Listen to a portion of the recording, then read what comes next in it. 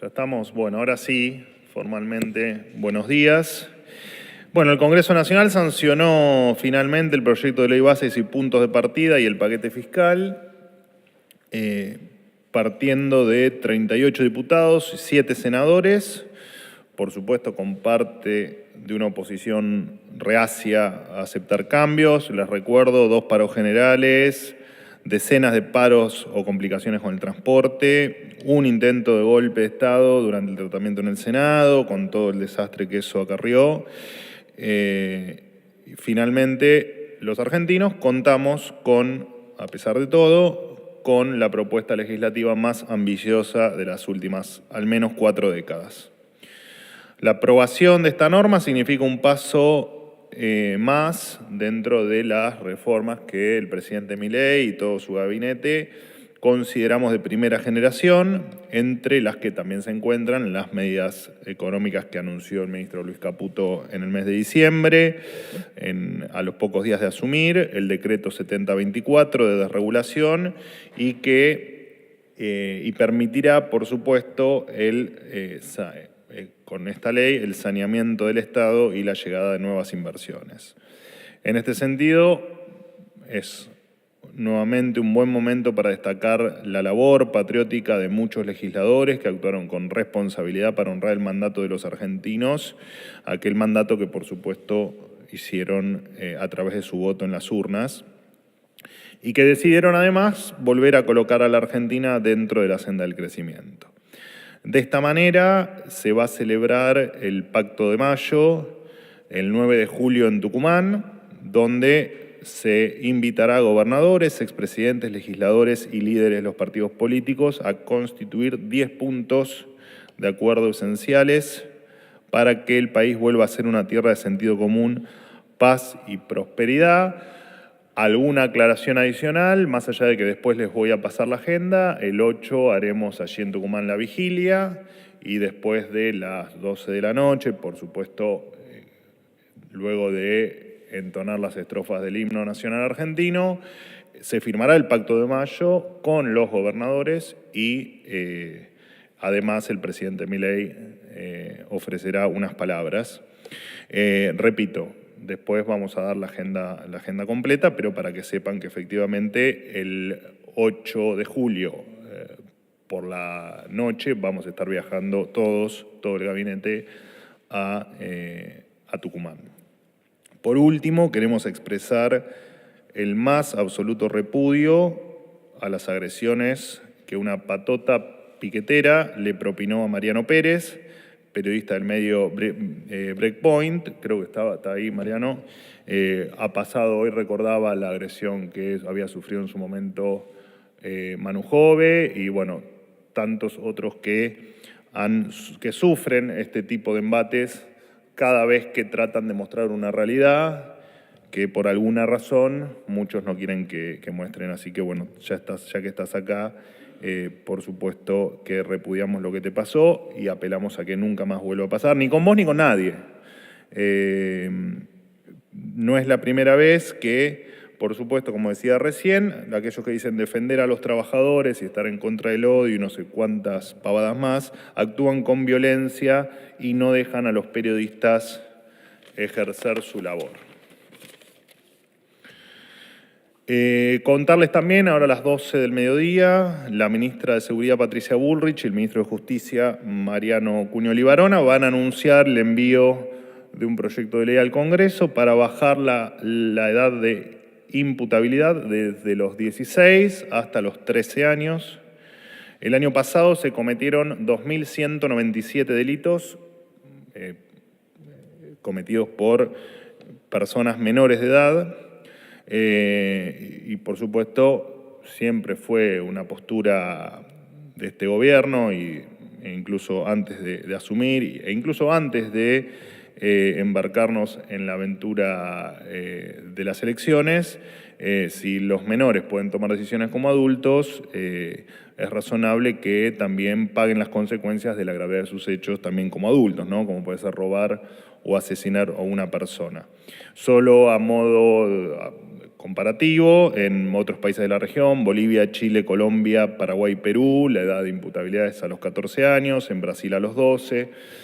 También es, seguir adaptándonos a los tiempos que corren. De esta manera, por ejemplo, solo también para ponerle relevancia al proyecto de ley, van a tener justicia crímenes, por ejemplo, como el de Bruno Busanich, que para quienes no lo recuerdan, es el playero asesinado en Rosario el pasado 10 de marzo por un sicario de 15 años de edad, claramente un sicario que comprendía perfectamente la atrocidad de lo que estaba haciendo. El gobierno del presidente Milei, por supuesto, instaló un cambio de paradigma en materia económica, pero también en materia de seguridad, delito de adulto, pena de adulto. Los argentinos esperan que los diputados y senadores se pongan del lado de las víctimas y no de los delincuentes. Así que, repito, 12 horas, la ministra Bullrich y el ministro Cunio Libarona van a estar anunciando esto. Por último, y me queda un tema más de agenda, pero bueno, por último, desde el mes de julio, los argentinos podrán participar en la subasta de 8 inmuebles decomisados en causas de narcotráfico, corrupción y trata de personas. Por ejemplo, hay 3 de estos 8 inmuebles que corresponden a la famosa causa Cuadernos, en la que se investigó al ex secretario privado y ex asesor presidencial de Néstor y Cristina Kirchner, Daniel Muñoz, por el entramado de coimas y corrupción en la obra pública, bueno, tema conocido por supuesto por ustedes, conocido e investigado por algunos de ustedes también. Así que bueno, están todos invitados a pujar. El presidente Milei vino a hacer la verdadera distribución de la riqueza, que no es la que nos quisieron vender durante tantos años, sino que la verdadera distribución de la riqueza es que cada uno tenga lo que le corresponda, de acuerdo a su esfuerzo y sacrificio, y la plata de la corrupción que vuelve a la gente, ¿no? Porque no es plata del corrupto, sino que es plata de la gente y que se le sacó del bolsillo a cada uno de los argentinos. Y el último tema de agenda, el próximo 4 de julio vamos a estar junto al presidente de la Nación, la licenciada Sandra Petovelo, la ministra de Capital Humano y el secretario de Educación y demás funcionarios nacionales en la provincia de San Juan, anunciando el Plan Nacional de Alfabetización, tema por demás relevante, porque más allá de las implicancias que va a tener en materia educativa para el futuro de los argentinos, es un tema en el que nos hemos puesto de acuerdo con los 24 representantes de la educación de cada una de las provincias y de la Ciudad de Buenos Aires, así que es un tema extremadamente relevante. Entiendo que esto después también les actualizaremos la agenda definitiva, será en torno a las 10:30 de la mañana. Y por último, darles la bienvenida, que después vamos a charlar un rato, con los estudiantes de la licenciatura de Ciencias de la Comunicación y Escritura Creativa de la Universidad de la Marina Mercante, que nos acompañan hoy, como siempre agradeciendo a la sala y a los periodistas por permitirme o por permitirles a ellos estar acá y hacer preguntas. Buen día, He terminado. Manuel. ¿Cómo andás? ¿Qué tal? Cecilia Camarano para Ámbito. Quería preguntarte sobre declaraciones que hizo el presidente esta mañana en una entrevista. Habló de una segunda etapa de gestión y dijo que se viene el cambio de régimen monetario. Quería preguntarte si tenías detalles acerca de esto, en qué consiste y cuándo puntualmente, ¿no?, se viene este cambio de régimen. Y en segundo lugar, si me permitís, el próximo 30 de junio vencen miles de contratos de trabajadores estatales. Los gremios estiman cerca de 50.000 o 60.000 puestos de trabajo en juego, siendo el último día hábil del mes, si ya hay estimaciones de cuántas contrataciones se van a renovar o no. Muchas gracias. No, todavía no está el número definitivo. Por lo tanto, no te puedo ni confirmar ni desmentir. Entiendo que esa cifra es incorrecta. Tal vez a lo que se quisieron referir es a lo que siempre dijimos, que había un universo en torno a los 70.000 contratos que estaban en permanente revisión. De esos 70.000 contratos había, entiendo que contabilizado cerca de 23.000 que habían sido dado de baja y que el resto seguía en revisión permanente. El 30 de junio, digamos, será otra barrida y otra limpieza que se le dé a ese universo. De todas maneras, los que continúen vigentes también será por un tiempo determinado y se seguirá evaluando cada uno de los casos, ya que lo estamos haciendo de una manera absolutamente quirúrgica, para no cometer ningún tipo de error y para, por supuesto, que el objetivo acá no es que nadie se quede sin trabajo, sino efectivamente que se queden trabajando los que efectivamente tienen una función válida, útil y que agregue valor. Y los que no, o los que no tengan funciones, no tienen por qué quitarle un solo peso del bolsillo al contribuyente. Con respecto al cambio de régimen monetario, bueno, es parte de nuestra segunda etapa, digamos, o de lo que claramente está dentro del conjunto de cuestiones que íbamos a empezar a hacer después de la aprobación de la ley base. Por supuesto que la ley base todavía tiene su promulgación por delante, su reglamentación por delante y todo lo que implica la sanción de una ley de tamaño y envergadura como esta. Y el presidente de la Nación ya lo ha dicho, nuestro régimen monetario va a ser en algún momento el de la liberalización total de la elección de la moneda, donde cada uno pueda efectivamente elegir en qué moneda quiera comerciar, transaccionar, comprar, vender y manejarse en lo cotidiano. Eso seguramente va a ir acompañado, cosa que también lo ha dicho el presidente Milei ya hace bastante, con una reforma del sistema financiero, y será en tal caso una nueva etapa para la Argentina. Si te referís a si vamos a optar por alguna moneda, no, eso no va a pasar. También lo dijo el presidente Milei en reiteradas oportunidades. Entendemos, por supuesto, que los argentinos, cada uno ya tenemos una elección hecha, ¿no? Pero eso lo vamos a dejar a criterio de cada uno. Buen día, vocero. ¿Cómo andás? ¿Cómo le va? Rodrigo Jorge de Radio Mitre. Dos consultas. Una tiene que ver con la aprobación de la ley bases y el paquete fiscal. El presidente Javier Milei dijo que con la aprobación finalmente por la Cámara de Diputados de ambos proyectos, la economía empieza a crecer o empieza a transitar un sendero de crecimiento. ¿Cuál es específicamente el sendero de crecimiento que analizan desde el gobierno, habida cuenta todavía de una economía que, si bien transita un panorama de mayor quietud de inflación, los sueldos son bajos? De hecho, el nuevo piso de ganancias abarca a pocos trabajadores. Entiendo que el número total del país son 800.000, pero hay provincias que incluso no llegan. Son poquísimos los trabajadores que están incluidos. ¿Cómo, cuándo y de qué modo va a ser ese crecimiento que están vislumbrando, están viendo a partir de la aprobación de las leyes? Y la segunda pregunta tiene que ver con Federico Sturzenegger y el rol. Entiendo que la semana que viene finalmente se lo va a designar. ¿Cuál va a ser la competencia concreta que le van a dar a Sturzenegger, más allá de lo que indicó el presidente, que es encargado de las reformas de gobierno? Bueno, a ver, la primera pregunta es, nos tenemos que sentar horas para efectivamente detallarte hacia dónde vamos en cada uno de los puntos que nombraste, pero voy a tratar de serte lo más sintético posible. Nosotros en algunos sectores ya estábamos viendo, lo he dicho acá también en las últimas semanas en más de una oportunidad, algunos sectores donde vemos que la caída no fue tan abrupta como se esperaba claramente, y en otros donde la caída fue más abrupta estamos viendo algún síntoma de recuperación, lo cual nos indicó o nos indica o nos está indicando que ese punto más bajo de la famosa y querida B, cuestionada por muchos, efectivamente está quedando atrás. Por supuesto que el haber aprobado la ley, nosotros siempre dijimos, la ley, independientemente de los cambios que se produjeron dentro del texto, desde la ley original hasta hoy, iba a ser un acelerador. Por supuesto, después íbamos a ver qué tan profundo era en virtud de lo que se termina aprobando. Así lo seguimos entendiendo. Efectivamente va a ser un acelerador por varias razones. Primero, porque da muestras de que parte de la política entiende el momento que estamos atravesando, porque claramente dentro de la ley hay un montón de cuestiones que hacen a nuestro gobierno, a nuestra filosofía y a lo que queremos para la Argentina. Después por cuestiones puntuales, digo, por supuesto que el régimen de inversiones es, si se quiere, una de las muestras más claras que necesitamos incentivar la inversión.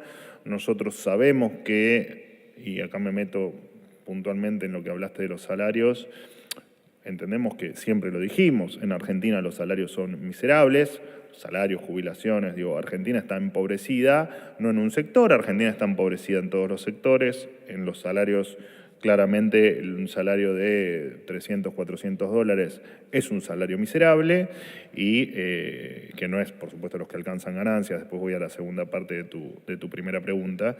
Y entendemos que la muestra de que podemos gobernar, la muestra de que sabemos hacer las cosas y la muestra de que el camino hacia donde vamos está transitando, y efectivamente pretendemos que ocurran algunas cuestiones. Una es, por supuesto, la inversión.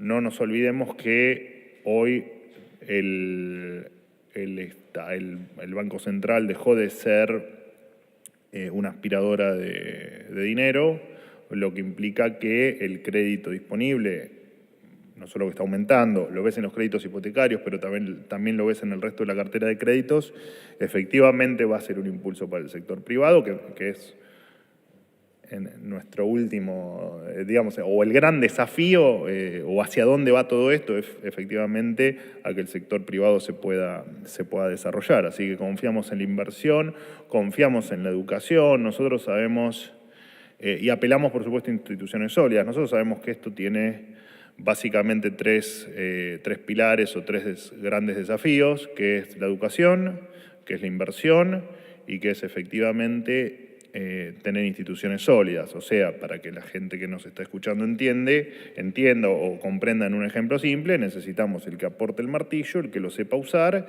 y en tal caso una institución que permita o que haga que nadie te robe el martillo, y instituciones que defiendan tu trabajo y que hagan que puedas trabajar. Así que en esa línea es todo lo que vas a ver a partir de ahora en términos de gestión, va a ir en línea con que eso así ocurra, porque es la única manera de crecer, de mejorar salarios, de mejorar jubilaciones y de poder seguir avanzando. No hay otra manera.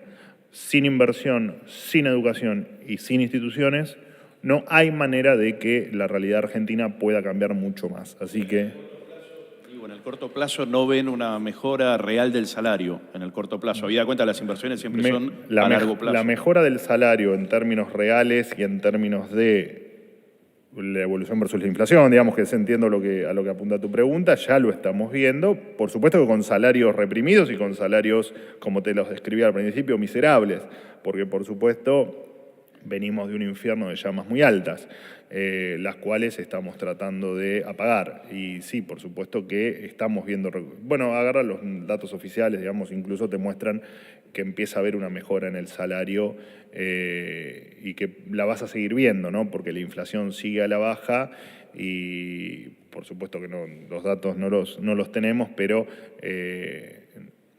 al ser un tema monetario, el tema inflacionario, mal que le pese a muchos, y a ese problema monetario estamos en camino a terminar de resolverlo, implica que indefectiblemente la inflación tiene su certificado de función firmado.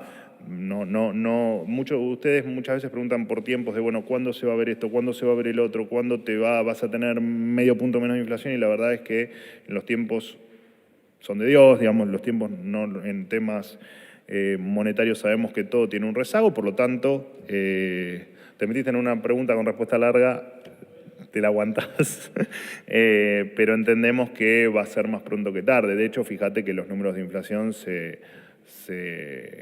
derrumbaron, ¿no? En la dinámica que veníamos viendo hace un semestre atrás.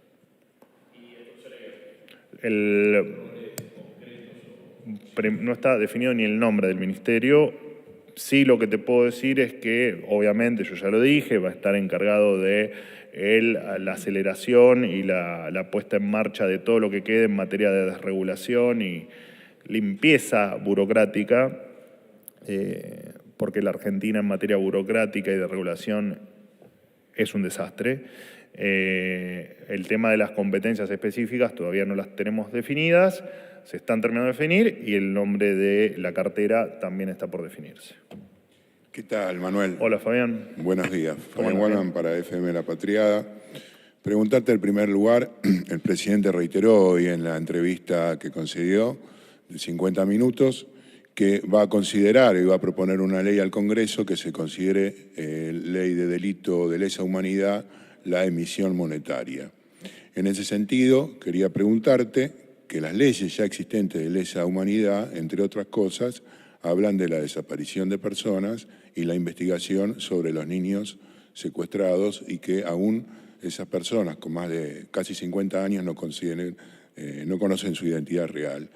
Si es verdad que la CONADI va a dejar efectivamente de existir o cumplir la tarea que viene realizando específicamente con las denuncias de familiares o de personas que buscan recuperar a sus nietos.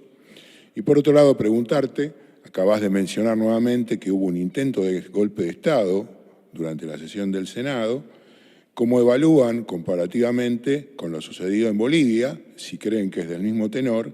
Y al respecto, plantearte que el presidente sobre este tema solo lo que hizo fue darle un retweet a un posteo de Javier Lanari en el que decía: tomen nota, golpistas, los del exterior y los históricos de cabotaje. Esas dos, y si me permitís una tercera que tiene que ver con, por supuesto, lo que le sucedió ayer aquí a Mariano Pérez. Eso ha venido sucediendo con miembros de la Fuerza de Seguridad que atacaron a compañeros, periodistas, fotógrafos, y no escuché nunca una palabra de tu parte pidiendo algún tipo de disculpas a aquellos fotógrafos baleados, ni en el mismo sentido, o periodistas gaseados, y en el mismo sentido del Ministerio de Seguridad. Una reflexión acerca de eso. Gracias. Bueno, arranco por el final entonces. Cualquier acto de violencia es repudiable. De hecho, yo he visto un video tuyo que habías aspirado gas pimienta y estabas sentado lagrimeando. Y por supuesto que es una imagen desoladora, más vos que te veo día por medio, digamos, por lo menos día por medio.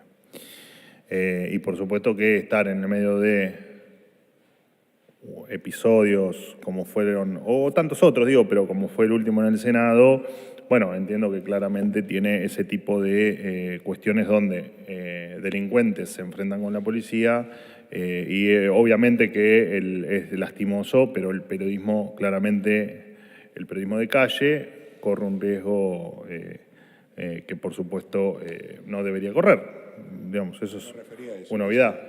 Disculpame, no me refería a eso específicamente. No, me refería a periodistas que son baleados por la Fuerza de Seguridad, a fotógrafos que le tiran una bala en el medio de la frente. Por eso. Déjame terminar. Disculpame. No, por favor. Estás siempre disculpado, vos lo sabés muy bien. Por lo tanto, para mí no tiene comparación lo que le pasa al periodismo en virtud de su trabajo. Sí, a quien le incendiaron el auto, por ejemplo, ¿no? Por supuesto, o a quienes son agredidos por delincuentes. Pero bueno, obviamente que, de hecho, la verdad es que no me ha pasado de escuchar denuncias contra las fuerzas con respecto a eso. Pero bueno, por algo será, no sé, digo. De todas maneras, ya te digo, lo que hay que luchar es contra la violencia y no contra la violencia contra un sector. De hecho, me parece que sos tan periodista vos como Mariano. Bueno, no sé si los dos son periodistas, pero ¿vos sos periodista? ¿Sí? ¿Vos sos periodista? Yo entiendo que sí. Bueno, creo entonces, que tenemos distintos si vos sos igual a él, no veo el porqué de la discriminación. Te tomo la pregunta, pero no hay que discriminar. Me parece que haya sido agredido, e incluso creo que intentaron robarte el celular, al menos eso parece en el video, es desagradable y lo que tendrías que hacer es repudiarlo de Mariano en vez de andar cuestionando otras cosas. Me parece a mí, es mi opinión, como es la tuya. De todas maneras, te repito, ver periodistas aspirando gas o en una situación de un enfrentamiento es lastimoso, por supuesto, digamos, eso no te lo voy a negar.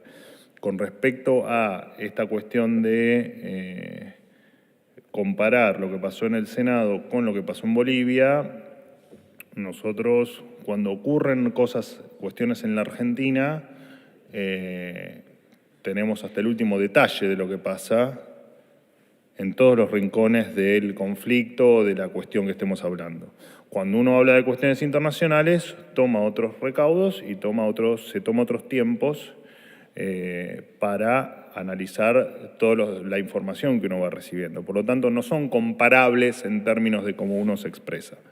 porque algunas cuestiones son de política interna, de seguridad interna, y otras cuestiones atañen a la política o la seguridad de otros países. Entonces uno no siempre tiene, como le gustaría, en el segundo a segundo, toda la información. De todas maneras, la posición es la misma.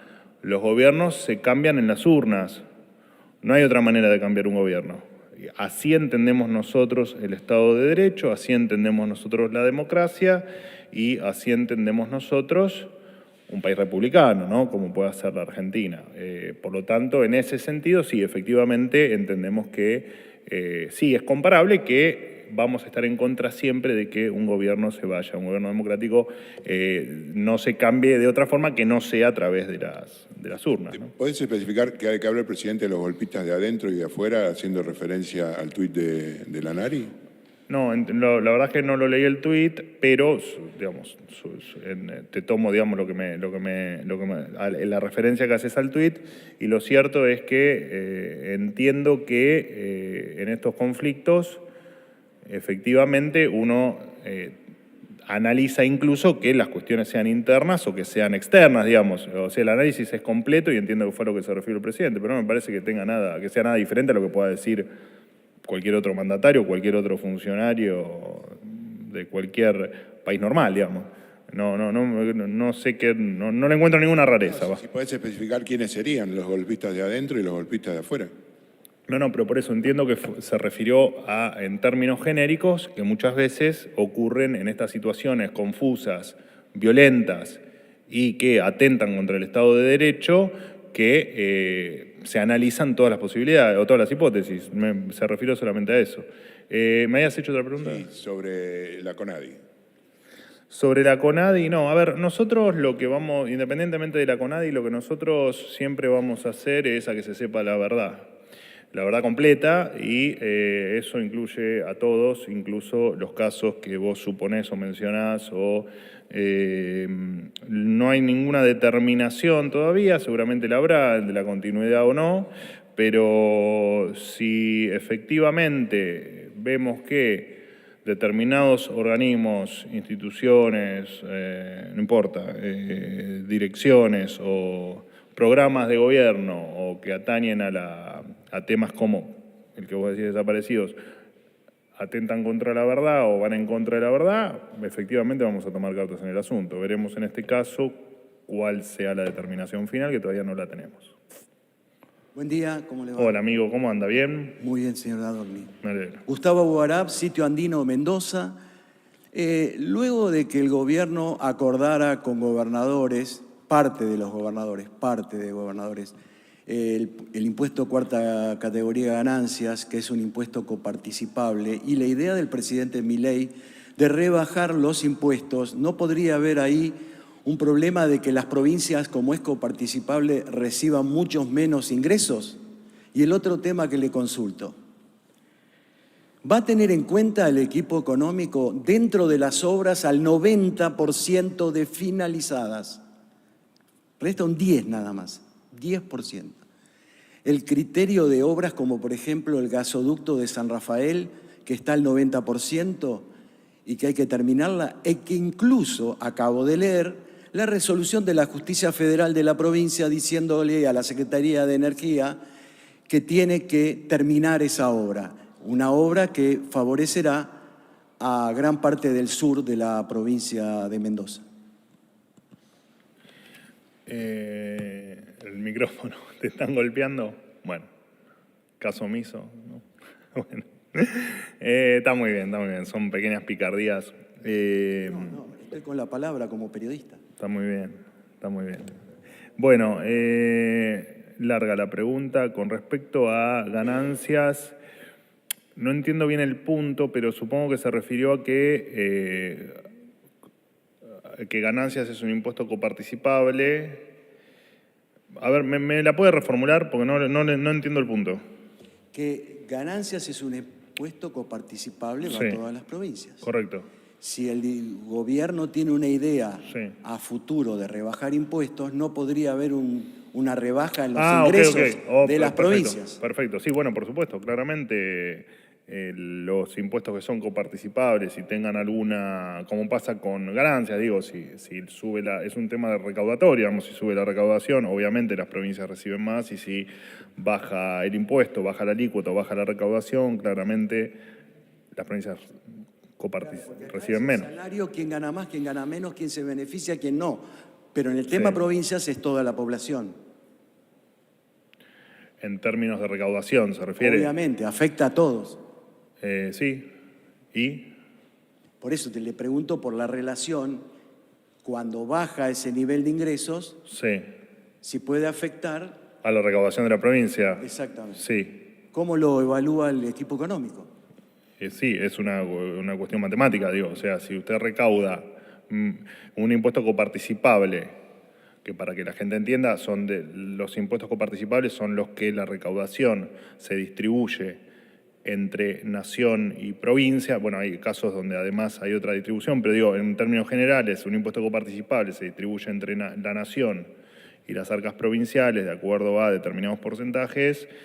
Efectivamente, si un impuesto aumenta, la recaudación aumenta, y si un impuesto baja, la recaudación baja.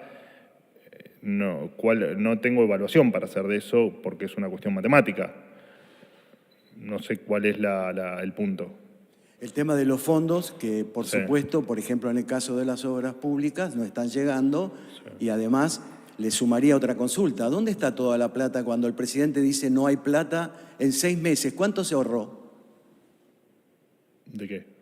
De todo lo que no se gastó, de todo lo que se quitó del Estado y todo lo que se está desarmando. Bueno, no sé si usted ¿Hay un informe exacto de eso para Sí, claro. Chequeado? De hecho, me encargo de darlo una vez por mes, que es el superávit fiscal. Ajá. Versus el déficit que teníamos, tanto financiero como primario.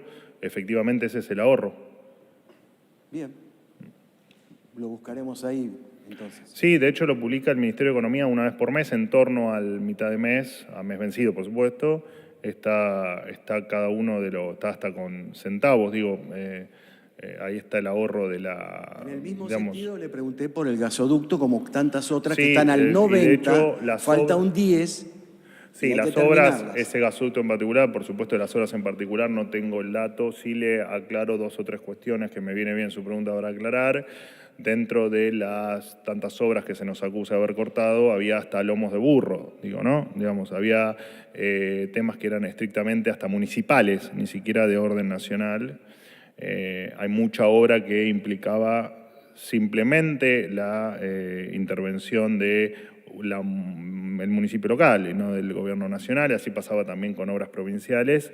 Toda obra esencial o que tenía algún riesgo en su interrupción, que se pierda valor, se continúa, y otras obras se están negociando, se están intentando llegar a una negociación y a un acuerdo de determinadas obras. No tengo el listado, pero por supuesto que lo podemos armar y pasárselo.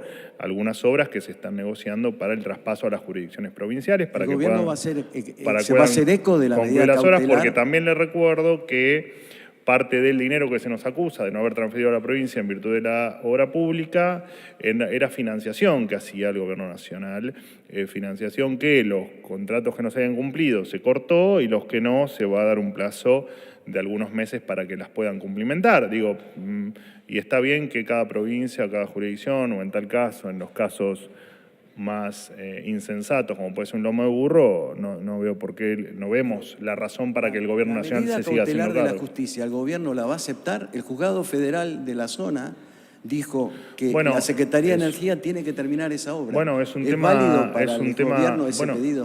de la justicia, y nosotros cumplimos siempre con lo que indica la justicia, en tanto y en cuanto no existan nuevos pasos dentro del proceso judicial. Siempre cumplimos con la ley. No, por favor. Buen día, Manuel. Martín Fernández para Radio Ciudad. ¿Cómo te va? Me agarras cansado ya. Pero bueno, ¿qué va a hacer? Respeto total al turco y a cómo comportarse en una conferencia igual. Te quería preguntar cuestiones que dijo el presidente hoy en la entrevista que le hizo Antonio Lage.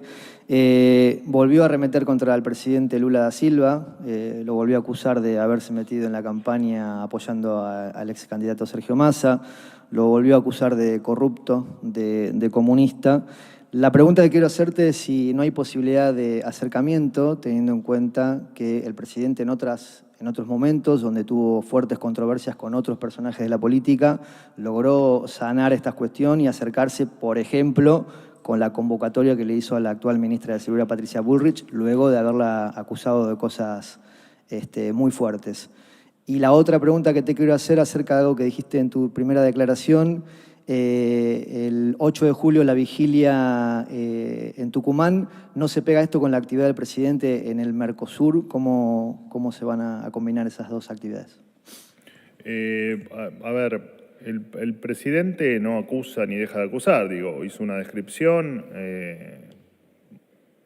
y esa descripción, bueno, vos me nombraste lo de comunista, creo, él entiendo que inició con ideas comunistas su carrera política.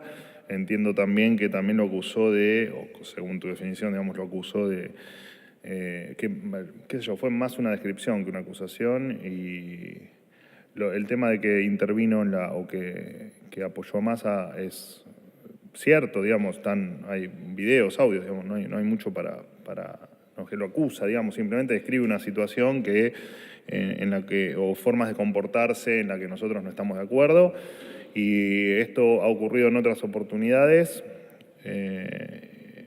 Para nosotros, repito, la relación entre los pueblos está por sobre cualquier cosa. Y la descripción que pueda hacer el presidente Milei con respecto a su par no deja de ser eso y no va a interferir jamás en la relación. De hecho, bueno, ha pasado, yo ahora no recuerdo bien, pero por ejemplo hay otros casos, tal vez más relevantes, pero con el conflicto que hubo con el pago de una carga de gas, trabajamos mancomunadamente y digamos, nuestra relación diplomática y comercial es cada vez mejor. La verdad es que no creo que pueda inferir tampoco en cuestiones de la coyuntura entre países, digamos, o de la relación entre países. Y con respecto a si puede haber un acercamiento, la verdad es que no lo sabemos. Es difícil saberlo, qué va a ocurrir en el futuro con la relación personal entre ellos. Y con respecto al Mercosur, por ahora me hacen adelantar un poco la agenda, pero efectivamente cabe la posibilidad de que se traslade directamente desde el Mercosur hasta Tucumán, pero la verdad es que no está definido todavía.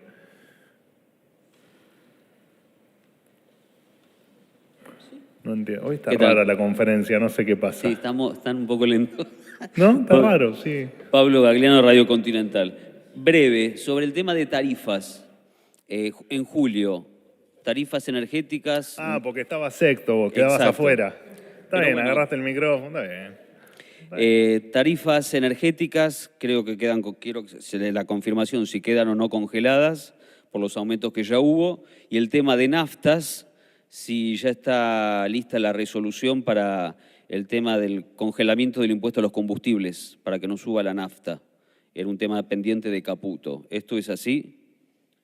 Bueno, el tema del aumento de la actualización trimestral del impuesto a los combustibles es un tema de ley. Si va a haber, entiendo que no va a haber ningún cambio en eso, pero la verdad es que si lo hay, obviamente se dará en el día de hoy, que es el último día hábil, pero por ahora no hay ninguna novedad con respecto a eso. Y con respecto a las tarifas, bueno, lo dijimos en otras oportunidades, en tanto y en cuanto los números fiscales nos acompañen, nos van a permitir tomar algunas decisiones en virtud de evitar impacto en el bolsillo de la gente. Así que efectivamente es probable que eso ocurra, sí. Hola, ¿qué tal? Hola. Re cansado me agarraron. Sí, sí. Sara Álvarez de la Universidad de la Marina Mercante. Gracias por... ¿Cómo andás? Bienvenida. Gracias. Qué día. En la universidad estamos trabajando en un observatorio de opinión pública con respecto a la inteligencia artificial en el primer cuatrimestre y vamos a tener el resultado dentro de poco. Quería preguntarle cuáles son los objetivos principales de la nueva ley Bases en relación con la inteligencia artificial y cómo se espera que apuntale el desarrollo y la regulación en este campo. Bueno, nosotros tenemos, digamos, nosotros el camino del gobierno se divide en varias etapas. Una etapa o una parte de esas etapas es un tema coyuntural, digo, arreglar la macroeconomía, empezar a tener crecimiento, como lo estamos empezando a ver ahora, y efectivamente hacer cambios en materia laboral, en materia previsional y en materia impositiva, porque efectivamente, bueno, un futuro colega de ustedes recién me preguntaba por las arcas, el impacto y los impuestos, etcétera, y efectivamente nosotros vamos, si se quiere, en el final de estos cambios más estructurales, terminar con una reforma del sistema impositivo. Entendemos que el país que pensamos va más allá de los cambios estructurales y va también a pensar un país de acá a la eternidad, digamos, ¿no? Un proyecto de país de qué queremos, cómo nos vemos dentro de 10 años, cómo nos vemos dentro de 20, cómo nos vemos dentro de medio siglo hacia adelante. Y el presidente Milei, mucho antes de asumir, por supuesto que hoy la inteligencia artificial es parte de todos nosotros porque, a diferencia de hace algunos meses atrás, hoy todos podemos acceder a la inteligencia artificial de una u otra manera, algunos preguntándole al ChatGPT y otros tal vez de una manera mucho más profesional y elevada o científica que esa. Por eso es que el presidente tomó la decisión en su momento de conformar su consejo de asesores con determinadas personas de las que solo pretenden que le hable de futuro. Y el jefe de ese equipo de asesores es el doctor Reidel, que efectivamente es un entendido en inteligencia artificial. Dentro del proyecto de país que tenemos, y hoy lo hice con algunos de los futuros colegas de ustedes, uno de los grandes pilares es la educación. La educación entendida no solo la primaria y la secundaria, digamos, y hasta incluso la universidad, sino algo mucho más profundo, ¿no? Que es desarrollar a cada ser humano, que cada ser humano se pueda desarrollar en lo que quiera, para lo que tenga talento y que se puede ubicar en un mundo diferente al que conocemos, porque en definitiva la inteligencia artificial, más allá de lo que implica, conceptualmente lo que te marca es que viene un mundo diferente. ¿Por qué te hago toda esta introducción? Porque entendemos que, más allá del resultado de lo que están haciendo, que me encantaría conocerlo, Sí, claro. Me encantaría, y el presidente le encantaría conocerlo también, Sí, así que... Se lo acerco, el 8 de julio lo tenemos, así que se lo traemos. Bueno, estaremos en la vigilia, pero bueno. encantado que la semana que le sigue me lo alcances gracias. o nos lo envíes. Ahora hablamos con Javier para ver cómo lo haces. Efectivamente entendemos que es parte de nuestro futuro y nos tenemos que ayornar a eso y perder el miedo. Esto ha pasado en otras etapas de la historia y mucho más en la Argentina. Perderle el miedo a que la inteligencia artificial pueda tener alguna implicancia en la pérdida de empleo, en la pérdida de salarios y en la pérdida del mundo laboral como lo conocemos hoy. El mundo laboral como lo conocemos hoy efectivamente va a desaparecer, digo, no hay mucha novedad con eso. Pero siempre ante los cambios somos muy reacios a dar esos pasos porque efectivamente tenemos miedo a que la vida cambie o a que nuestros trabajos ya no sean los que son y probablemente yo incluso pueda ser reemplazado por la inteligencia artificial y no sea más necesario mi lugar. Y bueno, y probablemente el día de mañana me encuentre detrás del mantenimiento, el soporte o el desarrollo de la inteligencia artificial y mi trabajo va a evolucionar y voy a ganar más y voy a poder estar mejor. Así que para nosotros la inteligencia artificial es parte central del país que imaginamos hacia el futuro y estamos, bueno, de hecho el G7 en el que participó el presidente Milei tuvo como gran centro la discusión sobre la inteligencia artificial, con todos los miedos, por supuesto, que hay detrás de la inteligencia artificial, algunos tal vez más reales que otros y algunos mucho más fantasiosos que otros. Así que para nosotros la inteligencia artificial es un camino que empezamos a recorrer, parte de la reforma del Estado, incluso tal vez sea con soporte de inteligencia artificial en el futuro, y de hecho probablemente muchas de las cuestiones que hoy las vemos como más manuales o que las resolvemos de una manera mucho menos, ¿cómo decirlo? O sin esa inteligencia artificial, dentro de poco tal vez empecemos a ver otra dinámica. Y aparte en lo personal soy un apasionado de la inteligencia artificial porque en el fondo no hay otra cosa que ceros y unos, ¿no? Detrás de todo eso. Así que, y eso también hay que entenderlo porque parte de la tranquilidad es que mucha gente no tiene, es entender que detrás de eso hay ceros y unos y estamos los seres humanos de atrás controlándolo todo, digamos, ¿no? Esto no es Terminator 2. Buenos días, Manuel. Mi nombre es Martín Dempsey, ¿Todo bien? también de la Marina Mercante. Hago extensivo el saludo también a todos los futuros colegas. En línea de lo que comentaba mi compañera, te quería consultar si existe alguna planificación o bien se proyecta la implementación de las inteligencias artificiales en el ámbito de la educación obligatoria, teniendo en cuenta como obligatorio el nivel inicial, primario y secundario. Bueno, es muy prematuro hablar de definiciones en todos los ámbitos, ¿no? En la educación mucho más. A ver, déjame repetirte algunas cuestiones que le respondí recién a tu compañera. La educación es fundamental.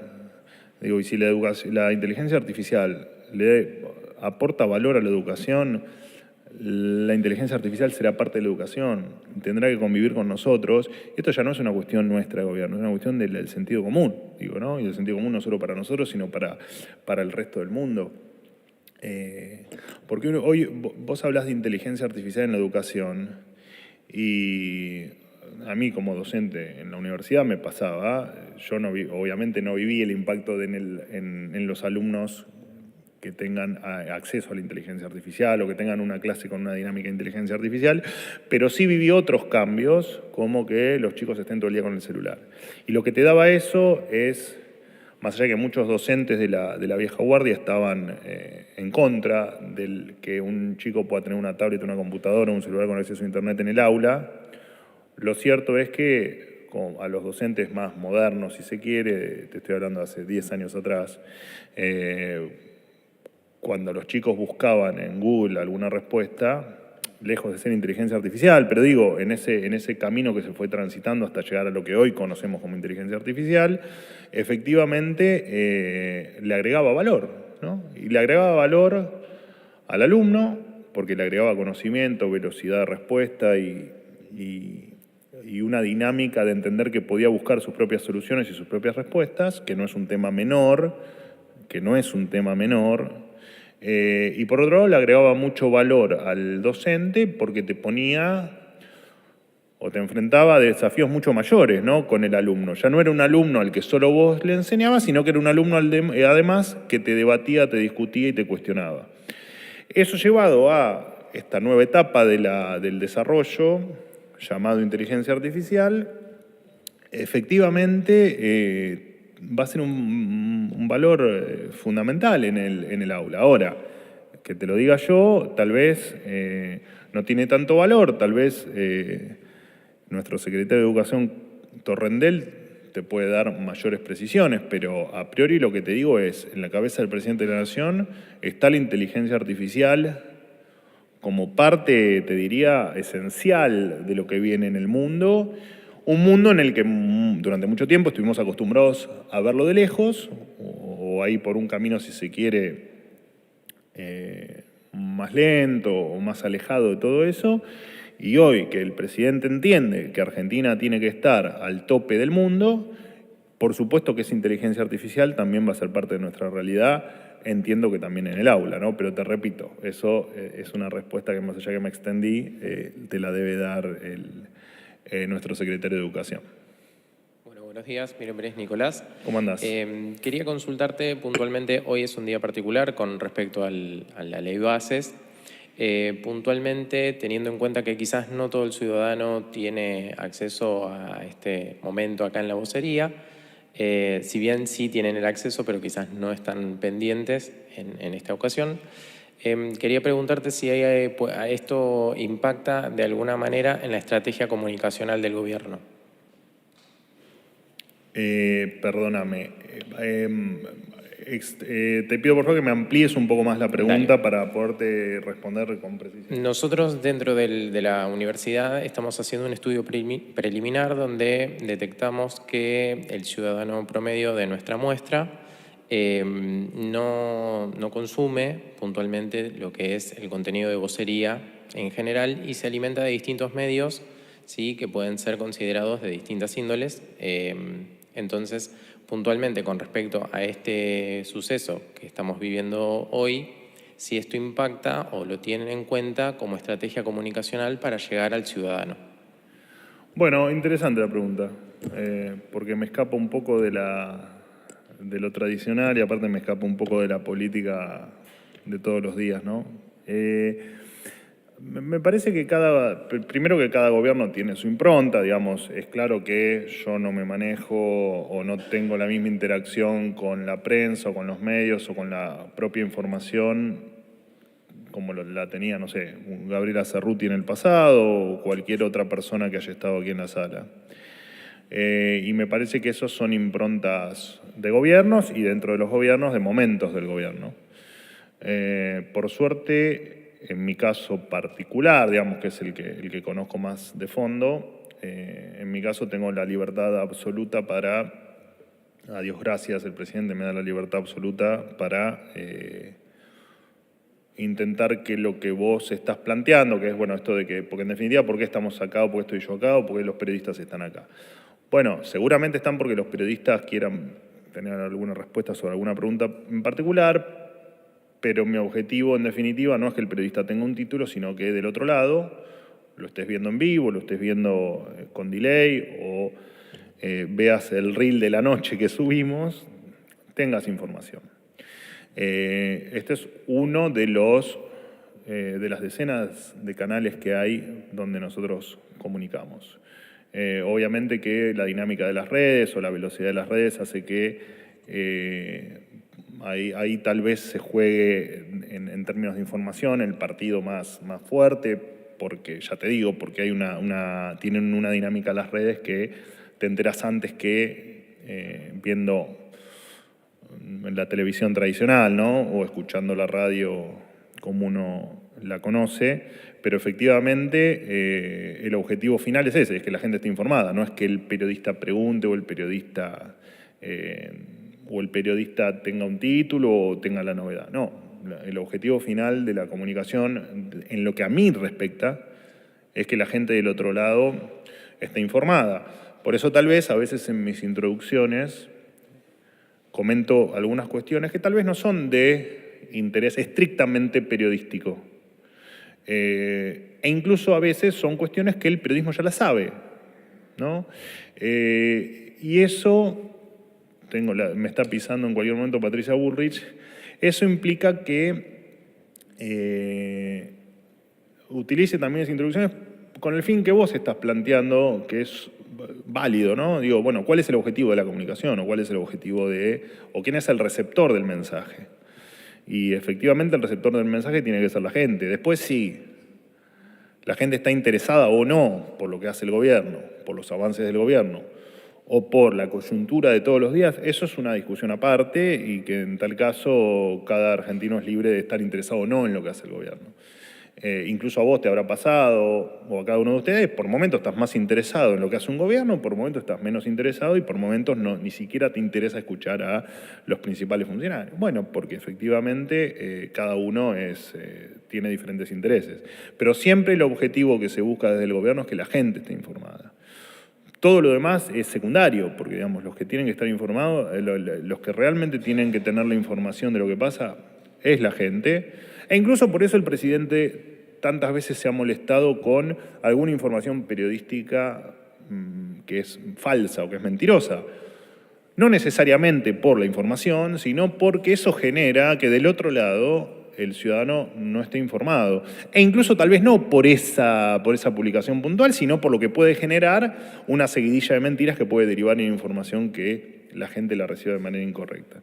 Así que para nosotros es fundamental la comunicación, fundamental la verdad y fundamental que del otro lado llegue de la forma más clara posible. Ustedes, que son aquellos que entienden muchísimo más de comunicación que yo, serán los encargados de dictaminar si eso efectivamente se hace bien, mal o de manera regular o que hay que mejorar o que no. Pero efectivamente todo lo que hacemos es en virtud de que la gente, el ciudadano, esté informado y que tenga toda la información que creemos que es más relevante. El Estado es muy amplio y con millones de cuestiones que ocurren y se actualizan todos los días. Por supuesto que en términos directos tomamos lo más relevante, ¿no? Porque el resto sería imposible abarcarlo todo, pero por supuesto que tratamos de siempre, cada día, ir mejorando un poquitito más para que esa información sea cada vez más clara, cada vez más completa y que cada vez tenga lo que es o creemos que pueda ser de mayor interés al ciudadano. Y trabajamos mucho para que eso así ocurra, así que espero que eso esté ocurriendo. Chicos, muchísimas gracias. Tengo que cortar porque me está por salir al aire Patricia Burrich. Muchas gracias.